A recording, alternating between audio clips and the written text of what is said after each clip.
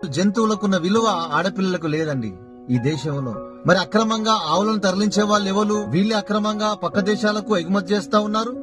మళ్ళీ వీళ్ళే ఆవులను చంపొద్దు, ఆవులను మా దేవత అని చెప్పి నినాదాలు చేస్తా ఉన్నారు. ఆడపిల్ల దేవత కాదా? ఆడపిల్ల ఎందుకు గౌరవించట్లేదు? ఆడపిల్ల విషయంలో ఎందుకు మాట్లాడట్లేదు? ప్రతిరోజు ఎంతో మంది దళితులు హింసించబడుతున్నారు కదా, ఎంతో మంది వెలివేయబడుతున్నారు కదా, ఎంతో మంది గుళ్ళోకి రానివ్వట్లేదు కదా. ఆ మధ్య డీజే పాటలు పెట్టుకున్నారని చెప్పి ఇద్దరిని చంపేశారు కదా మధ్యప్రదేశ్ లో.